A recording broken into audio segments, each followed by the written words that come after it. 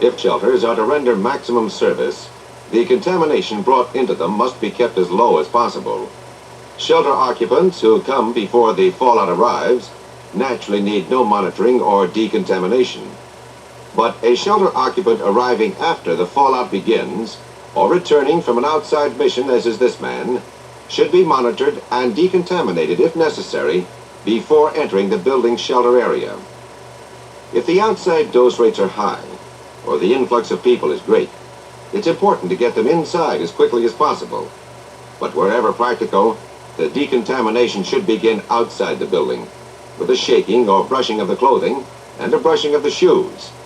Some of the contamination at least is removed this way, before it can be brought inside.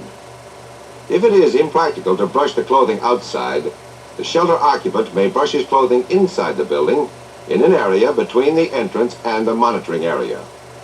This will cause contamination to accumulate in this area, but it can be swept frequently to reduce the contamination level. After the brushing, the occupant moves into the monitoring decontamination area. This should be between the outer building entrance and the shelter area proper.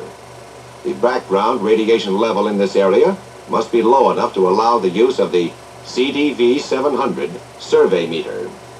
If the background radiation level is too high to monitor shelter occupants, they should brush and shake their clothing again, or remove their outer clothing and proceed to the shelter area.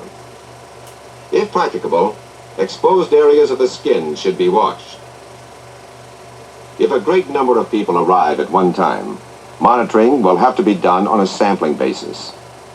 The most contaminated groups should be segregated until they can be decontaminated. But when shelter occupants arrive in small enough numbers to be treated individually, the idea is the same as it was with the initial brushings, to remove as much additional contamination as possible from their clothing. A broom or whisk broom serves the purpose, or a household vacuum cleaner. After brushing or vacuuming, the shelter occupant is checked with the CDV 700 survey meter.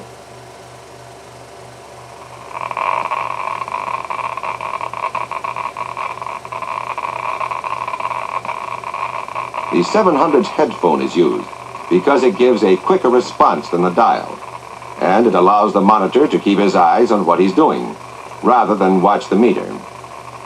If the influx of people is large, the initial monitoring will be done quickly. A more detailed monitoring may be performed later when time permits.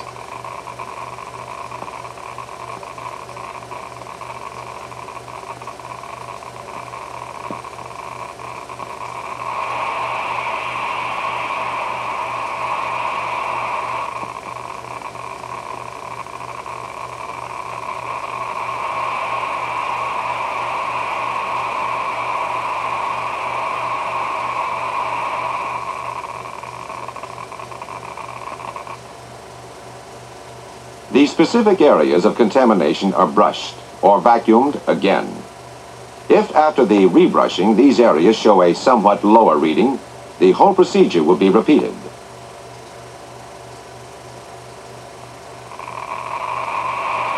If the clothing remains highly contaminated, it should be removed and tagged with the shelter occupant's name and put in the designated storage location. The clothes will, of course, be returned to the shelter occupant later on, after they've been decontaminated. This will probably be done with further brushing and shaking, by washing the clothing, or by placing them in storage until decay reduces the contamination levels. Although contamination was also found on the occupant's lower trouser legs and cuffs, he'll be sent into the shelter with them. The contamination that has remained isn't likely to be removed easily in the shelter. The next step, however, before the shelter occupant is sent in, is a thorough washing of the contaminated areas of the skin or hair. If no water were available, these contaminated areas should undergo a thorough wiping.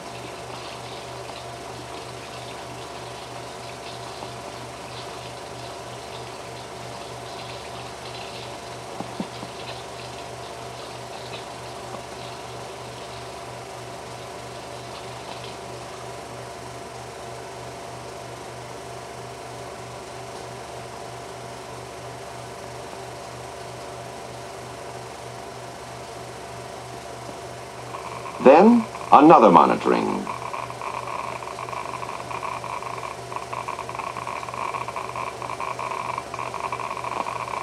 The level for skin areas must be about the same as the background reading, or another washing or wiping would follow.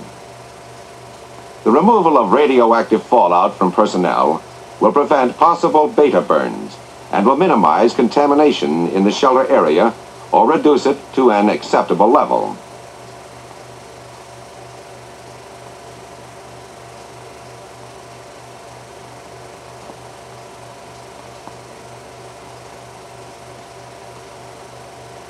The technique of food decontamination, as you might imagine, is similar to personnel decontamination. Stored foods will probably be all right for consumption, but potentially contaminated food brought into the shelter should be checked. Decontaminating packaged food is a simple procedure. Depending on the nature of the container, it can be wiped with a damp cloth or washed under running water.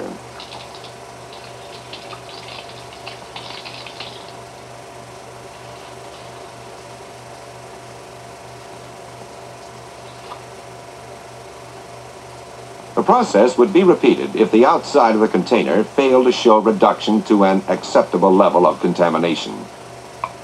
Since contamination was present on the outside of the container, radiation passed through the food inside. This did not injure the food. Radiation is harmful only to living things.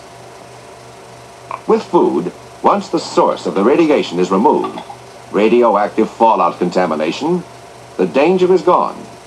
The radiation it was exposed to has done no harm. The food is quite acceptable for consumption. Similarly, contaminated unpackaged food is edible after decontamination. This potato is contaminated. It looks like any dirty potato, but part of this surface dirt is radioactive fallout. That makes no difference. The treatment is the same as for any dirty potato. Wash it.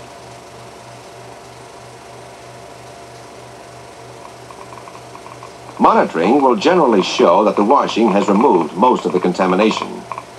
But if not, peeling or scrubbing should remove the remaining contamination.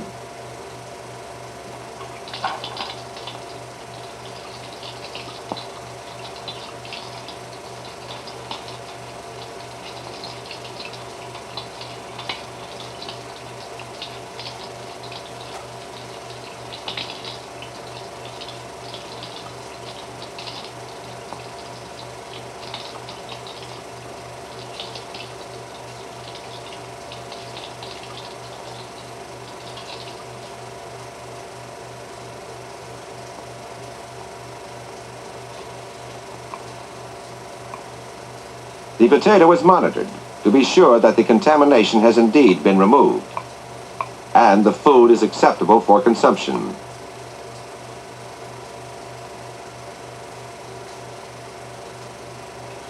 The same procedure is followed with any fruit or vegetable with a similar structure. Wash it or wipe it, and then, if monitoring shows it's necessary, peel it to remove the contamination. There are vegetables, however, that are structured completely differently. The principle still remains the same. Treat them as you would any dirty vegetable. Wash them. And just as it takes a lot of washing to remove ordinary, uncontaminated sand from spinach, so it may take a lot of washing to remove the fallout contamination, and so render the vegetable acceptable for consumption.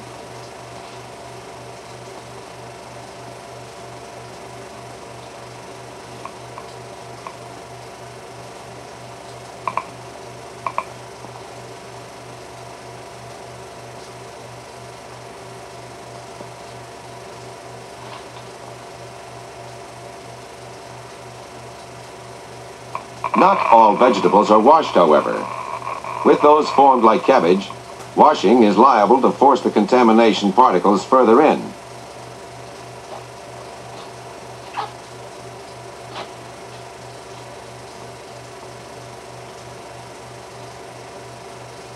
And so the outer leaves are simply peeled away, and the contamination with them.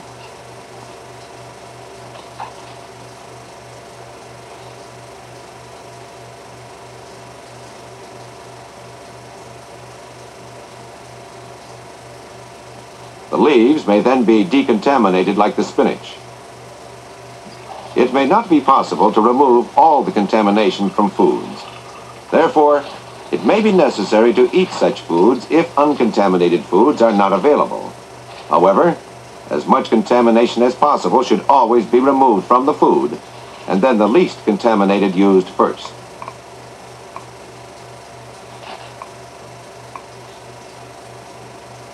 All foods are decontaminated along the same general lines.